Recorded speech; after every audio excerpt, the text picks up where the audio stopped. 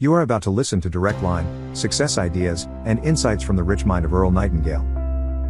To receive an ongoing supply of free videos and audios, to help you live peacefully and successfully, just take a moment to subscribe and click the bell icon, and I promise, you will never miss out again. There have been a number of studies which have shown that a person who experiences a cluster of life crises runs a 75% or higher risk of becoming sick in the next year or two. The more serious the crises, the more serious will be the illness, unless a person can learn to let crises run off his back like water on a duck. It's not easy, and no matter how phlegmatic we become, there are going to be some life crises that will affect us deeply. People tend not to connect the effect, the accident or illness, with the cause, the crises, because of the time lag.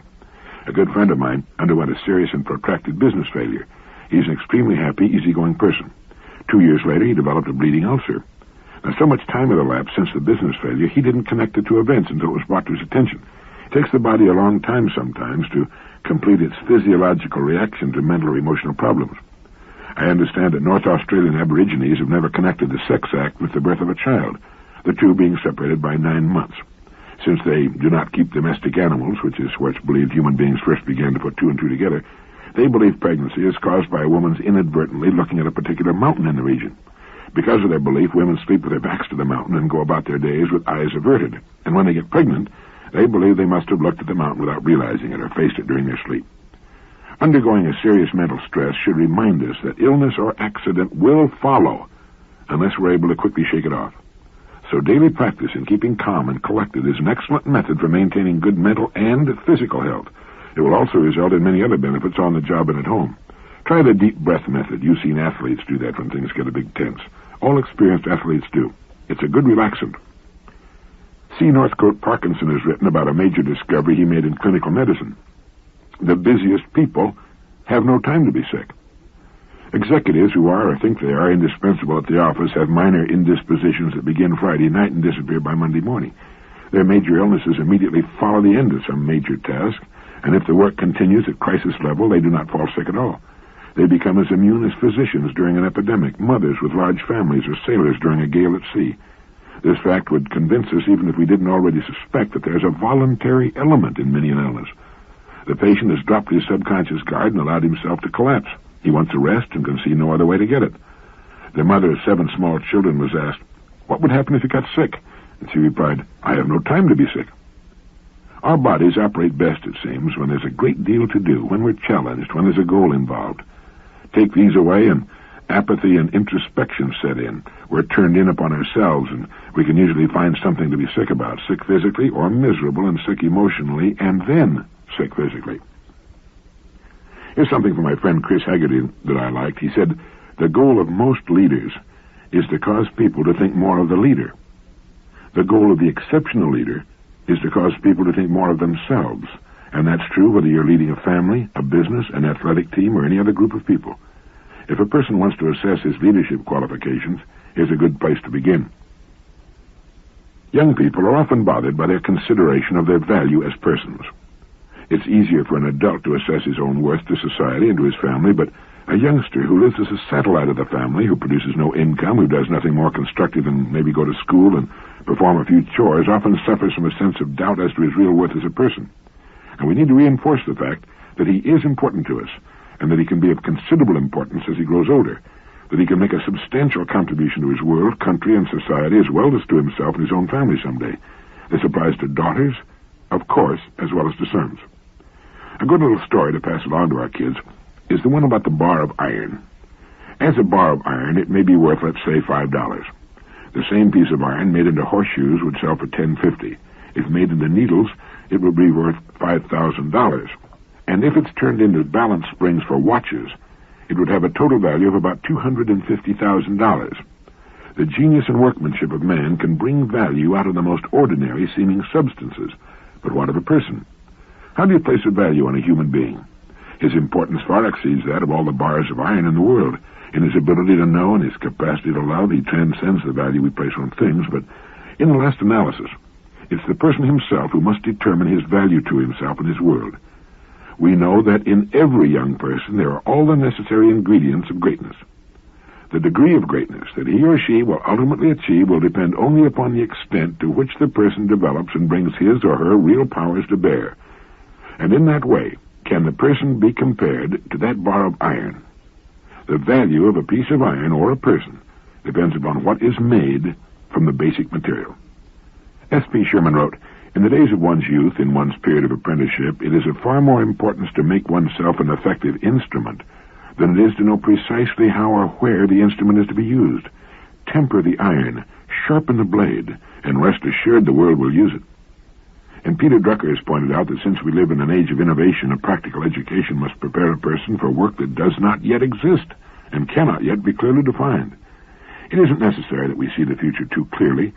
We need only do, to the best of our ability, that which we know we should be doing today, and realize that, in the scheme of things, our turn of the wheel will most certainly come around. It must be quite confusing to millions of young people in school in the complex world of today trying to decide what they'll ultimately do as adults. And while it's something to give a lot of thought to, it isn't anything to worry about if our preparation is very good. It's of far more importance to make oneself an effective instrument than it is to know precisely how or where the instrument is to be used. Temper the iron, sharpen the blade, and rest assured the world will use it. Quite often we find young people rebelling at school because, as they so often put it, "I don't even know what I want to do." Regardless of what they ultimately choose to do, a good preparation will be necessary. Rather than being a reason for not continuing their education, not knowing what one wants to do as an adult is the best reason for making sure our education is adequate. And here's a good idea when you want to convince another person to follow your line of reasoning, especially when you're trying to sell something. It's called the feel, felt, found system of converting another to your way of thinking. Whenever the person throws up an objection to the point you're trying to make, say, "I know how you feel. Others have felt the same way," until they found. And here you replace an objection with a positive benefit.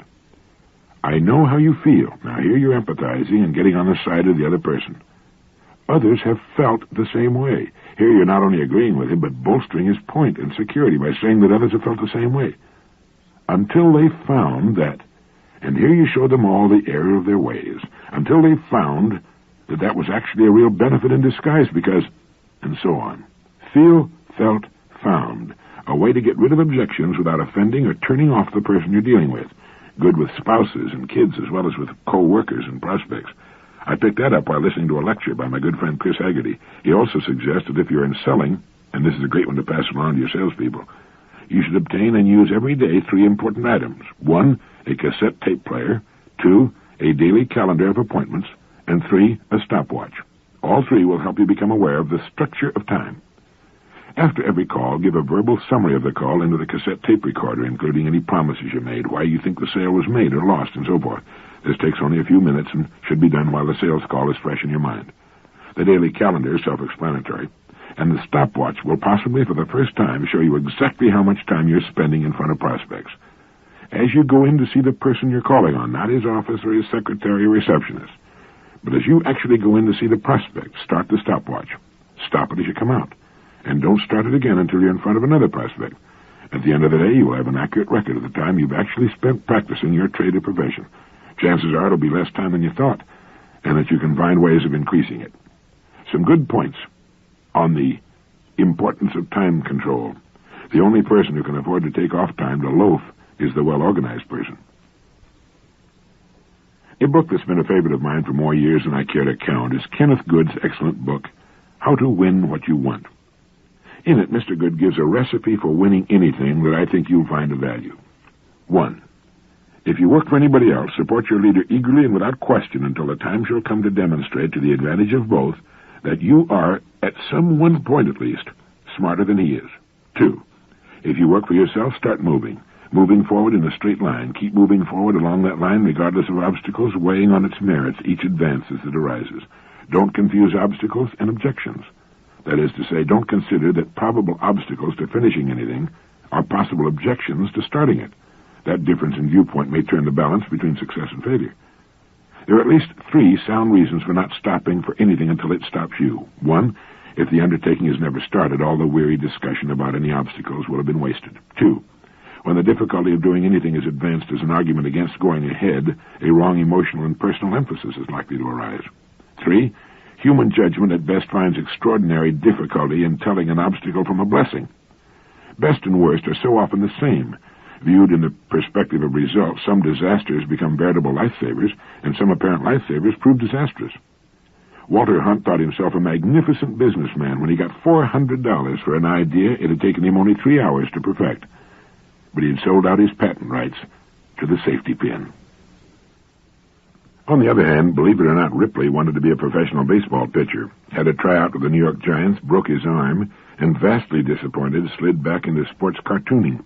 His first timid believe it or not eased into the corner of a sporting cartoon the statement that Lindbergh was the 67th man to fly the Atlantic. That elicited thousands of letters, so Ripley, instead of shuttling back and forth from ball games, traveled the world 30,000 miles a year and made more money and had more fun than he would have believed possible before he broke his arm. So go slow in your acceptance of obstacles. Consider instead the worthwhileness of the goal and how to steer the straight line to it. Avoid, of course, as even Napoleon and Nelson would avoid the higher impossibilities, but foresee as Napoleon would foresee, and override after your own best fashion and crush in advance the perpetual crop of dull reflex and reactionary can'ts and won'ts. Stick to the strong probability that every Alp has some way over or under or through or around it. I wonder how many good ideas, even great ideas, have been picked to death by committees or rendered stillborn by the fear of obstacles that could have been overcome one by one. Before you begin anything worthwhile, obstacles will swarm to confront you. If you start counting the obstacles, you'll never stop counting them. Once started, however, you won't stop to count. John W. Gardner has pointed out that the image created by those who live on the fringes of society and by most of their predecessors going back to the 19th century bohemians has led us to suppose that people of high originality are somehow lawless. But the truly creative man is not an outlaw, but a lawmaker. Every great creative performance since the initial one, he writes, has been in some measure a bringing of order out of chaos. It's a good quotation.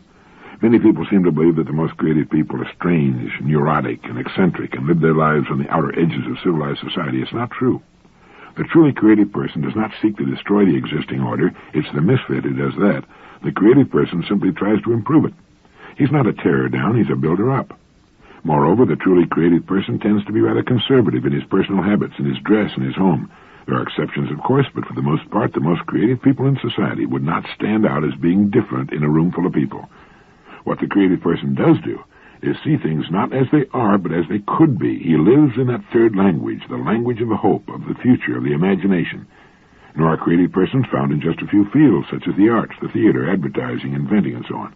They're to be found in every field, every walk of life. Many of them earn their livelihoods through their creativity. Many more are creative just for the fun of it, or perhaps because they couldn't be any other way even if they wanted to. Far more people are genuinely creative than you might suspect.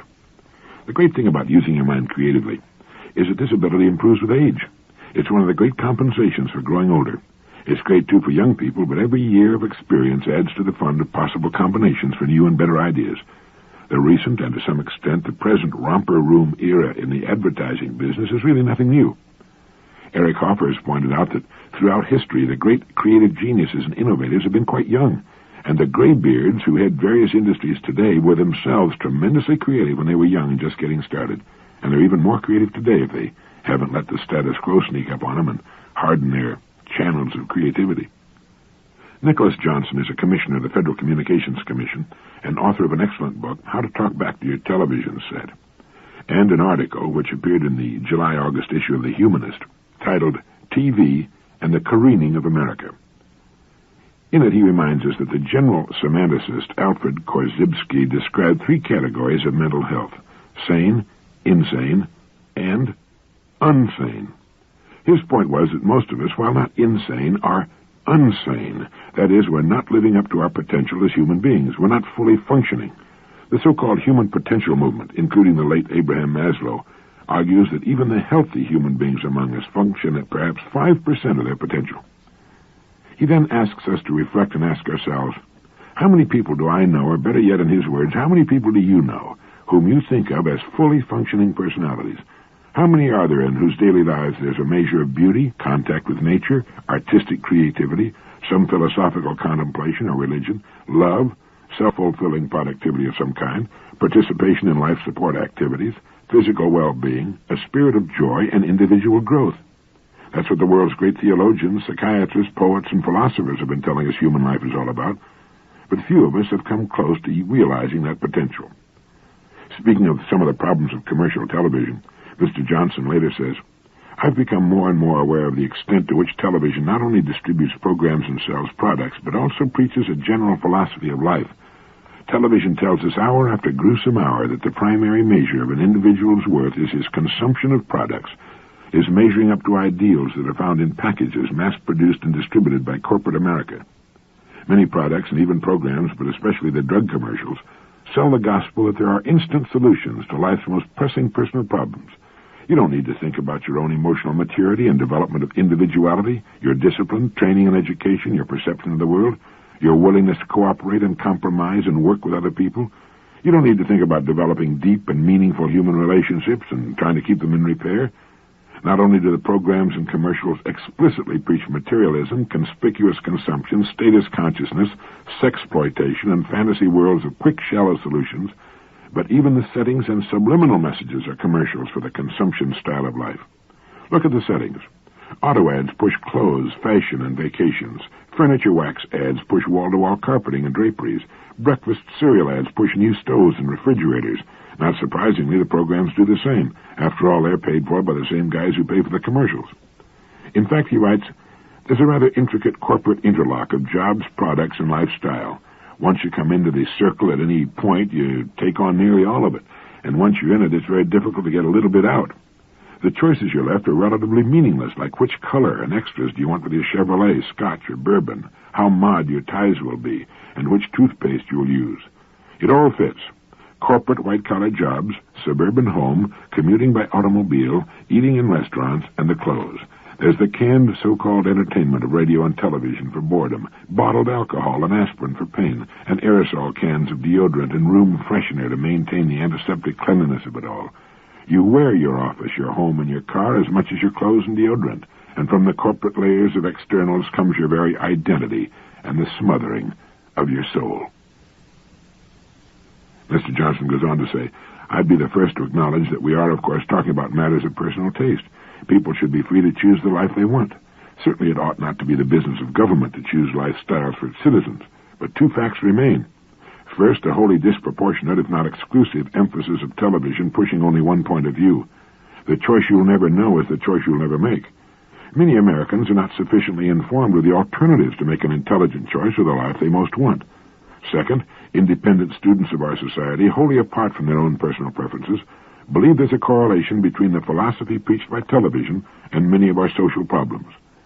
The gospel of television simultaneously seems to create tremendous anxiety and alienation in the poor and emptiness and neuroses in the affluent. As we're sold the products, we are given the belief that our world as individuals turns on our capacity to consume. We're given a shot of anxiety for free, told to buy more to make it go away, and find the feeling only gets worse.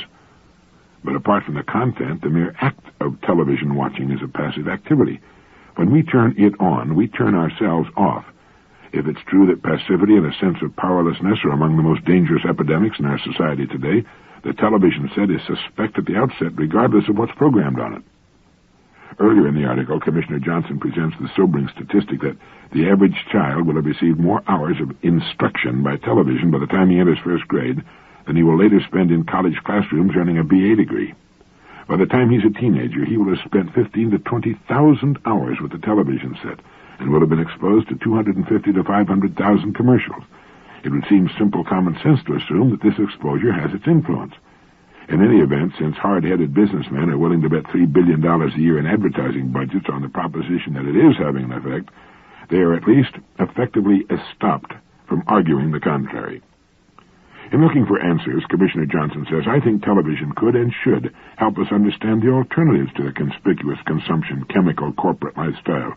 Not because I'm right, but because there are alternatives. People are entitled to know about them and experience them if they choose. And today's televised theology seems to be contributing very little to life or liberty or the pursuit of happiness, which somebody once thought was the business of government. Suppose you don't want to drop out or camp out. Maybe you want to step in, try to make things a little better, or just earn a living. What then? How can we make life in a corporate state more livable and more human? It became obvious to me, he wrote, that if I were going to criticize television for not offering alternative lifestyles, I'd have to be able to find the answer to that question. So I set about it. Camping in the West Virginia mountains for 2 weeks reaffirmed my latent but basic commitment to the psychic values of simplicity. You not only get along with substantially fewer things when camping in the woods, you actually enjoy life more because it's not so cluttered with objects. The experience gave me a way of thinking about simplicity, objects, and natural living that I had not had before, and it impressed upon me for perhaps the first time a sense of the interrelated totality of life support activities. By life support activities, I mean the provision of those things that are necessary to sustain physical life for ourselves: food, clothing, shelter, transportation, and so forth. These are the kinds of activities which I became most fully aware of in the woods because I had to, and because they can be most easily comprehended when reduced to their basics. And yet I used to give almost no attention to these kinds of activities. Food simply appeared on my dinner table ready to eat. The house I lived in was purchased. It was warmed or cooled by some equipment in the basement that I knew very little about, and was attended to by repairmen when necessary. Clothing was something I found in closets and dresser drawers. It was cleaned and mended by my wife, the maid, or a cleaning establishment. Transportation was provided by the municipal bus system for commuting and by FCC drivers during the day. At my office, I was not only surrounded by machinery, copying machines, electric typewriters, dictating machines, and so forth, but also by people paid to operate them for me, answer my telephone, and bring coffee. I had, in short, taken very nearly all my life support activities, my life, and cut them up into bits and pieces which I parceled out to individuals, corporations, and machines around me. The upshot was that there was very little of it left for me to live. This was extraordinarily efficient in one sense, that is, I was working at perhaps 99% of the ultimate level of professional production of which I'm capable. But what I concluded was that it was bad for life, for I was living only a small percentage of my ultimate capacity to live. In an industrialized urban environment, it's easy to forget that human life still is, as it was originally, sustained by certain basic functions. I think some participation in the support of your life is essential to a sense of fulfillment. I do not, however, think that you need to do everything for yourself. For one thing, you can't trace everything back to first elements. You can build your own furniture, but are you going to saw your own boards from your own trees? Are you going to insist on making your own nails from your own iron ore? Even the most deeply committed do-it-yourselfers reach some accommodation with civilization. In the second place, you simply don't have time to do it all. To raise and can all your own fruits and vegetables, for example, would take substantially more time per year than most people are prepared to give to it, especially if you're also personally constructing your own home, weaving your own material, and making your own clothes, and walking everywhere. In the third place, many conveniences of urbanized life are there anyway, and you might as well use them. They can save you time you might spend in other, more satisfying ways. There's no point to cooking in your fireplace every night or on your corporate cookout charcoal grill if you have a gas or electric range sitting in your kitchen. So my conclusion is, he writes, that you ought to try to do a little bit of all your life support activities, and a substantial amount of whichever one or two of them appeal to you the most and make the most practical sense for you. I've taken to buying and preparing my own simple foods, he writes, doing some modest mending of clothes, preparing some logs I intend to make into furniture, and providing my own transportation by bicycle. Undoubtedly other activities will fit better with your own life pattern. If you start looking around for simplification, ways to make you less possession-bound and give you more chance to participate in your life, the opportunities are endless. Start by searching your house or apartment for things to throw away. Ask yourself, if I were living in the woods, would I spend a day going to town to buy this aerosol can? Look for simple substitutes.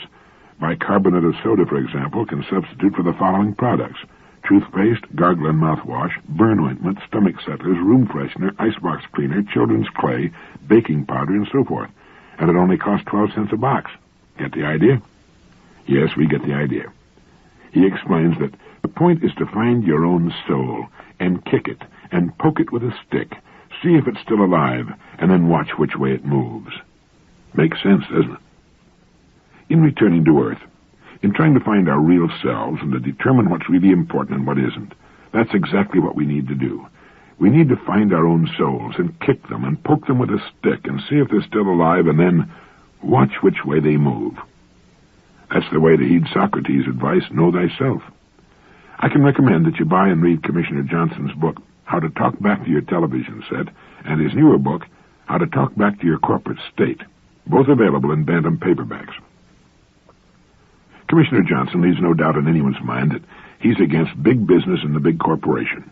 I don't agree with him on that theme. I don't think big necessarily means bad, and some of our largest corporations are model world citizens and are not in the least interested in conning the consumer. But reading him is important, because it keeps us from assuming that everything is all right. It lets us see the other side of the argument, the side we won't often see watching television. And reading him makes us realize that there's much to living that we're perhaps missing. The tendency is always to join the mob, and it's not the way to life, maturity, and fulfillment. As he points out, the choice you will never know is the choice you'll never make. In his summary and conclusion in the article in The Humanist, he warns, there are many researchers and writers in this country who know far more psychiatry and political science than I do, and they report that we are in serious danger as a people. They predicted the social disintegration we are now experiencing some 10 or 20 years before it happened. The nervous breakdowns and mental illness, the alcoholism and drug addiction, the unwanted illegitimacy and divorce rates, the crime and the violence. They told us that these symptoms would occur because human beings have to be able to grow and develop as individuals, that they need whole lives in which love, productivity, dignity, and creativity can play a daily role. They say if people do not lead full and whole lives, they will not only suffer as individuals, but will make a society that is bad for everyone else. In other words, the quality of life does not just mean getting the smoke out of the air. That's necessary for us as animals. Pollution is as bad for cows and citrus trees as it is for people. But the quality of life for human beings has to do with the smog inside our minds. The same people who are putting the garbage in the air are putting the garbage in our heads. I have hope, he concludes, we may have begun to evolve the tactics for talking back to our corporate state.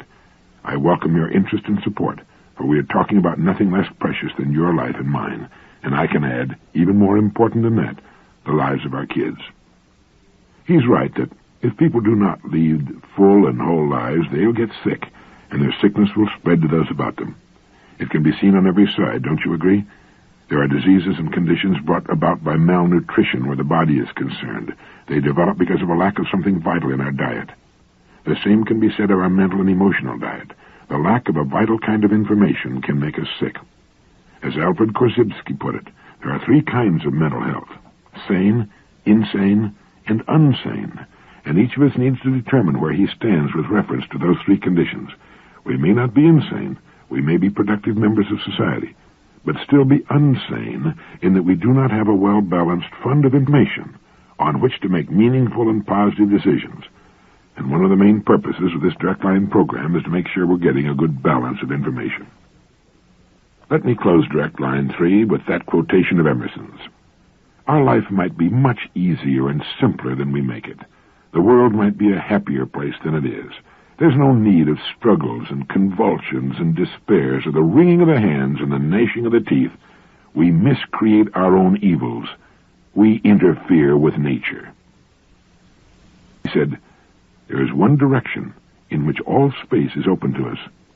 Each of us has faculties silently inviting him in that direction to endless exertion. He's like a ship in a river. He runs against obstructions on every side but one. On that side, all obstruction is taken away, and he sweeps serenely over a deepening channel into an infinite sea.